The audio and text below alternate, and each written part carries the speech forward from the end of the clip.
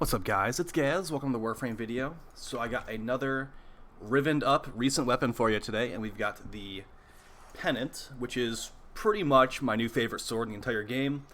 Don't tell the Docker Prime, and don't tell the Tenogen skin to the Docker Prime I almost bought. Okay, so we got a two-handed Nikana here, which uses the Wise Razor stance. Currently, it's only one available for these types of weapons. We've got a pretty slow attack speed, really good critical chance, good critical multiplier, 10% stash chance, so terrible stash chance, and it's mostly puncture focused. Additionally, this thing has a passive where if you kill an enemy with a heavy attack, it's going to give you increased attack speed for a short period of time. And what I missed in my initial video on this thing is that the higher your the higher your combo multiplier is, the more attack speed bonus you get, like time-wise. So if we have a 12x multiplier, it's going to give you like 15 plus seconds from killing one guy with a heavy attack with this thing. So it's really nice. And let's compare it to the Tatsu right now, which is the other only two-handed sword in the game, or Nikana sword in the game. So unfortunately for the Tatsu, the Pennant is much more crit focused, and the current meta is crit all the way. You can get a little bit of status in there, but as you see right here, we have double the critical chance on the Pennant versus the Tatsu. We've got better critical multiplier. The Tatsu has like almost triple the stash chance, which is nice for the Tatsu in some situations, but yeah, it's not. It doesn't seem like it would be anywhere near as good nowadays as back in the day. So rest in peace, Tatsu Riven'ds. I've already sold my Tatsu Riven'd and replaced it with this thing because this thing is the new sauce, in my opinion. Hey, look, it has slightly more damage. It doesn't matter because this thing instantly red crits, and the Tatsu, it gets lucky if it yellow crits, to be honest. So let's get into it. I'm going to show you the build. I'm going to show you the Riven'd. Keep in mind, guys, this is a Riven'd build. If you clicked on this video, you knew it was a Riven'd build. I don't want to hear any complaints about, hey, why is this a Riven'd build? It literally says in the title, guys, okay? So we got Berserker here, increasing our attack speed whenever we crit, which is literally all the time with this setup. You got Prime Reach, giving us 3 more meters of range, 6 meter range with this current build. Sacrificial Pressure and Sacrificial Steel going to give us lots of critical chance and some extra sentient damage, which doesn't really matter with this thing, but I'll take it basically just to increase the critical chance. We have 166% without heavy attacks. With heavy attacks, it's a guaranteed red crit with this setup. Amalgam Organ Shatter going to make us have more critical damage and make the heavy attacks wind up faster, which is really, really handy. We've got the Riven'd mod, which is critical chance, cold damage, and critical damage. So with this cold on here, it combines with our Prime Fever Strike, which is going to make viral damage, which is relatively nice damage multiplier against unarmored targets. And if we get this 10% stash chance to go off, it can possibly proc viral. And oh man, this thing has guaranteed slash procs built into the heavy attacks.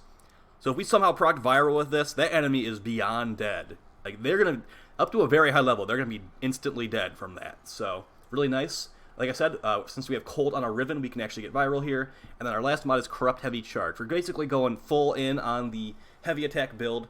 You could put on Killing Blow, I suppose, in the spot of Berserker.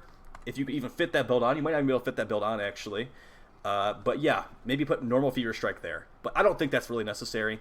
I do like having Berserker on here, even though I am playing Wisp a lot of the time. And this thing does have the but the attack speed passive as well. So let's quickly go over some things. One of the things actually holding this weapon back is the Wise Razor stance and how long the animations are. Since we have low attack speed, that's one button press of the melee right there, guys.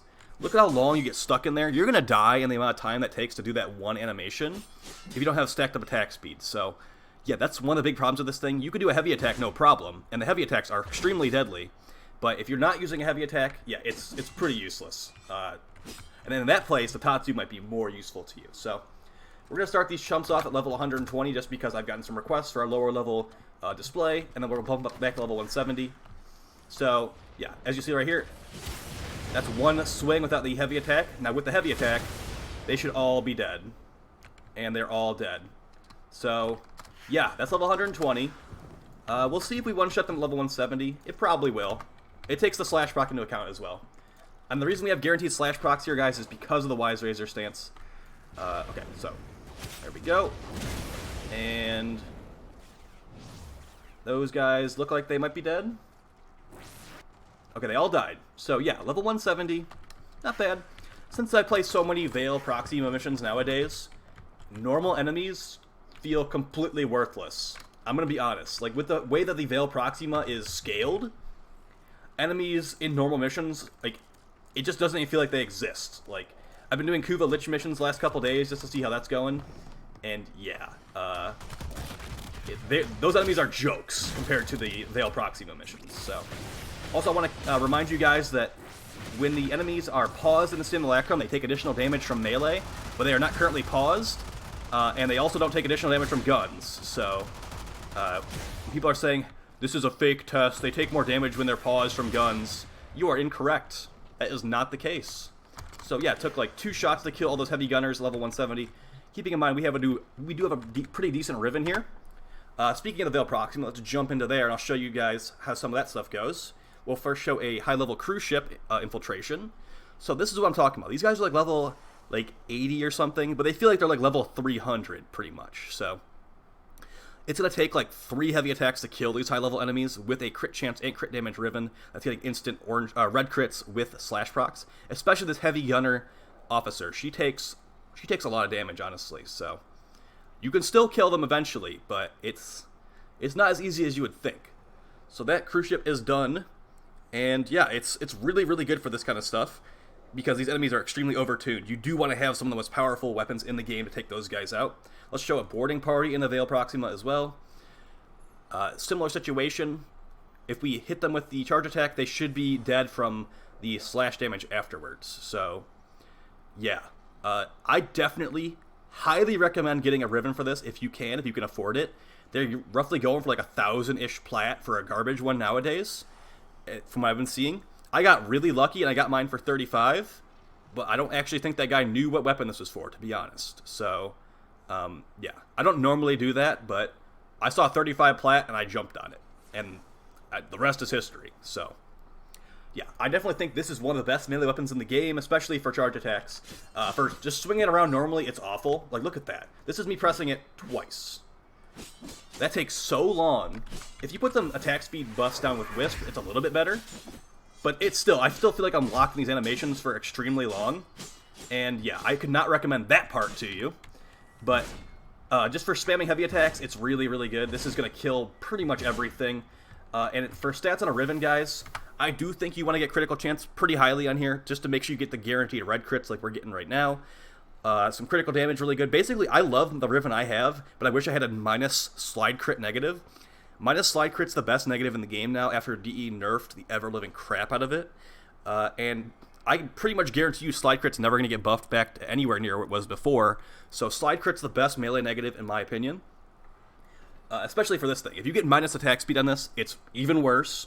Minus damage, obviously, is terrible. So maybe like minus like impact could be really good too if this can roll that.